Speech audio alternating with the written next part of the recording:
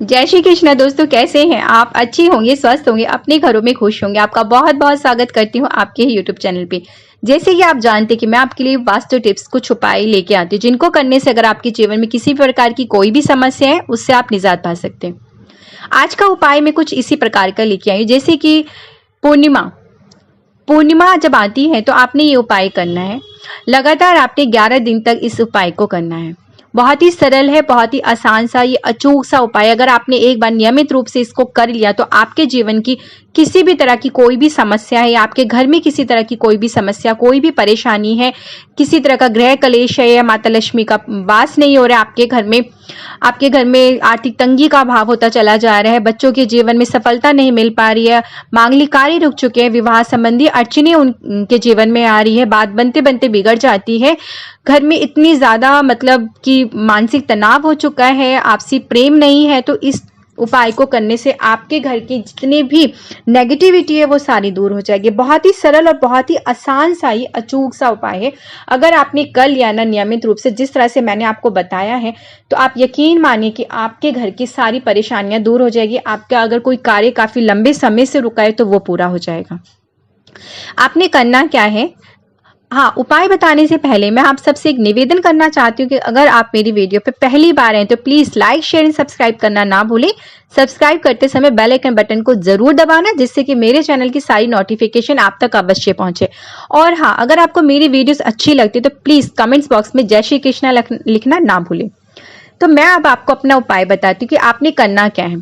पूर्णिमा के दिन आपने शाम के समय आटा गूंद लीजिए, उसमें थोड़ी सी हल्दी मिलानी है। आपने 1 चुटकी हल्दी मिलाने के बाद आपने क्या करना है कि 5 दिए बनाने हैं। एक मुट्ठी के 5 दिए आपने बना लेने हैं। आप सभी जानते हैं कि आटे का दिया सबसे ज्यादा ही शुभ माना जाता है। कई बार आपने मंदिरों में देखा होगा कि आटे का दिया जल रहा होता है, आपको नहीं पता, मगर आपको मैं बता दूं, बहुत बड़ी मन्नत हो या कोई मनोकामना जो काफी समय से रुकी हो तो आटे का दिया ही जलाया जाता है। तो आपने आटे का दिया हल्दी मिला के इस तरह से आटा गूंद के बनाना है। सबसे सर्वप्रथम तो आपकी कोई भी मनोकामना है जिसके लिए भी आप ये कार्य करने जा रहे हैं, या बच्चों की विवाह संबंधी कोई अड़चने आ रही है उसके लिए अगर आप ये कार्य करने जा रहे हैं, या बच्चे स्वयं कर रहे हैं अपने जीवन में सफलता पाने के लिए, तो कर सकते हैं। तो सबसे पहले ही आपने अगर आटे का दिया जलाया तो माता अन्नपूर्णा का तो आशीष आपको मिल ही गया। तो आप ये सोचिए कि पहले ही जलाते आपको आशीष मां अन्नपूर्णा का मिल चुका है, तो फिर आपका कार्य सफल अवश्य ही होगा। बहुत ही ज्यादा शुभ माना जाता है आटे का दिया। तो जिस तरह से मैं आपको बता रही हूँ कि आपने 5 आटे के दिए बना लिए, 1 मुट्ठी वाले, ठीक है, जिसमें कि एक साइड अब आपने बाती बना लेनी है, रुई की लंबी बाती रख दीजिए। अब आपने उसमें आपकी क्षमता है तो आप देसी घी डाल लीजिए, नहीं तेल डाल लीजिए, तिल का तेल डाल लीजिए, सरसों का तेल डाल लीजिए, ठीक है। अपनी क्षमता के अनुसार आपने 5 दियों में तेल भर लिया। तेल भरने के बाद आपने दिए प्रज्वलित कर लिए, ठीक है। अब आपने करना क्या है, सबसे पहला दिया जिस तरह से मैं आपको बता रही हूँ आपने उसी प्रकार से करना है। सबसे पहला दिया जो आप जलाएंगे, आपकी जो भी मनोकामना है, जो भी चाहते हुए आपने ये कार्य करने के लिए सोचा है, तो आप पहला दिया जलाएंगे अपने मंदिर में, अपने इष्ट देव के समक्ष। और उसी समय आपने संकल्प ले लेना है कि आपने 11 दिन तक ही लगातार इस उपाय को करना है। आपके बच्चे के जीवन में या आपके घर में किसी भी तरह की कोई भी परेशानी है वो सारी वो दूर करें। इस तरह से आपने संकल्प ले लिया। पहले दिन ही आपने ये दिया, सबसे पहला दिया मंदिर में अपने इष्ट देव के समक्ष जलाना है। दूसरा दिया आपने अपने रसोई घर में, जहाँ पानी का स्थान होता है, आप सभी जानते हैं पानी के स्थान पे पितरों का वास होता है, तो आपने ये दिया वहां पे पानी के स्थान के पास में किचन में अपने रसोई घर में जला देना है। 2 दिए आपके वहां जल गए। तीसरा दिया अब आपने अपने घर की जो दहलीज होती है, दहलीज पे आपने वो दिया जलाना है, ठीक है। अब बचे 2 दिए। अब आपने करना क्या है कि जो चौथा दिया है वो आप या तो किसी चौराहे पे जला दीजिए, संभव है तो चौराहे पे जला दीजिए, नहीं संभव हो पा रहा है तो फिर आप अपनी छत पर, जैसे कि पूर्णिमा का दिन है तो खुली हुई जो छत होती है ना, वहां पे अपने छत पे जला देना है, ठीक है।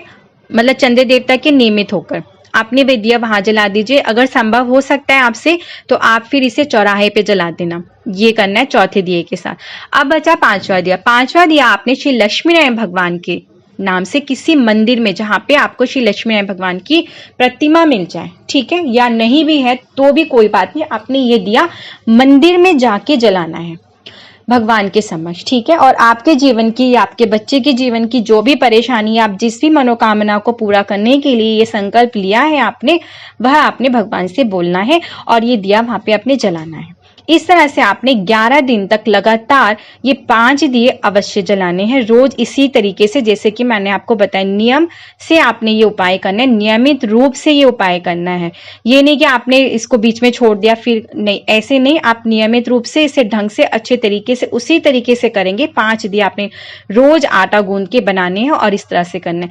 जब नियमित रूप से किसी कार्य को किया जाता है, किसी मन्नत को पूरा करने के लिए, किसी मनोकामना को पूरा करने के लिए, तो वो अवश्य पूरी होती है, भगवान अवश्य सुनते हैं। तो आपके बच्चे के जीवन में अगर विवाह संबंधी कोई भी अड़चने, कोई भी परेशानी आ रही, तो आप इस उपाय को अवश्य कीजिए। माँ जब बच्चे के जीवन में आ रही हर परेशानी को दूर करने के लिए इस तरह से जो उपाय करती है, तो बच्चे के जीवन की हर परेशानियां दूर हो जाती है और उसके जीवन में सिर्फ सफलता ही होती है। तो आप इस उपाय को अवश्य कीजिए। अब मुझे आगे दीजिए, मैं फिर आऊंगी इसी तरह के बहुत ही सरल, बहुत ही आसान और अचूक से अनोखे अद्भुत उपाय के साथ में। जय श्री कृष्ण।